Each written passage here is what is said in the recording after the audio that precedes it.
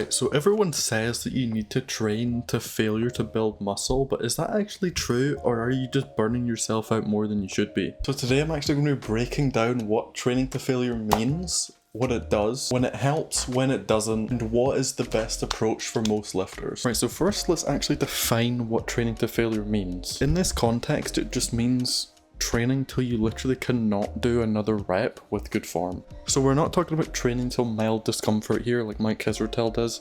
We're talking about actually going to failure, and no matter how hard you try, you cannot push out that other rep. Now, a lot of people throw around the term RIR, which means reps in reserve, which essentially just means how many reps that you had left during the set. So if you had 2 RIR, that means you had the ability to push 2 more reps out during that set. So a question in the community is, do you need to actually hit 0 RIR, or can you just leave 1 to 2 RIR and be completely fine and get the same amount of gains? Now, muscle growth comes down to 3 main things, which is progressive overload, mechanical tension, and then effort. And luckily the research is pretty clear on this. You don't have to go to complete failure to build the most amount of muscle possible. Training within 0 to 2 reps in reserves you the same amount of growth. However, the closer you get to failure, the more fatigue that you accumulate. So technically, training to failure isn't the most optimal thing to do. So if you're training hard and leaving 1 to 2 reps in the tank, you don't really need to go any harder than that. The problem is that people are just so bad at gauging how close they are to failure. Beginners might think that they're 1 rep away from failure. In reality, they're actually like 4 to 5, and this is something that I've observed myself personally while training other people. So this is something that will come with time as you get more advanced with your training. And this is why a lot of people, including myself, have actually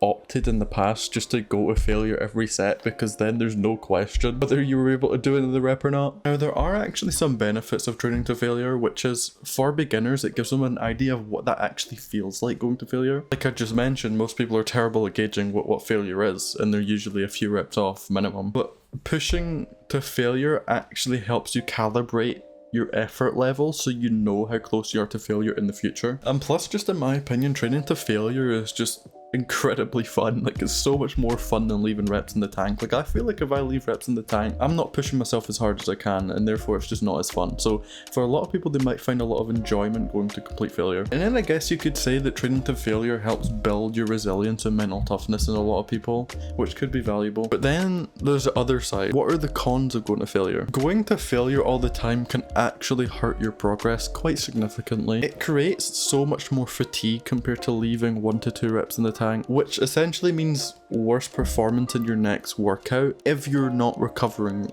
long enough. It also can increase the risk of injury if you're pushing yourself beyond your means. And if you're also training to failure every set, it means that it's difficult to get the most optimal amount of volume possible. If you're going all out in every set, that means that you're not, essentially means almost less stimulating reps overall, because the last 5 reps of a set are really the only reps that are stimulating muscle growth at all. So if you're accumulating more fatigue over time, it might mean that you'll have to do less sets, therefore less stimulating reps. You can also go beyond failure. Now, this is a thing. We have extra intensity techniques like drop sets, supersets, giant sets, whatever you want to call them. A lot of people use these thinking that it's going to get them more growth because they're pushing themselves harder and harder. But in reality, all this is doing is adding more muscle damage onto you than actually more stimulus for muscle growth. And they just accumulate an insane amount of fatigue. Muscle damage doesn't drive hypertrophy. Aggressive overload and consistent effort do. So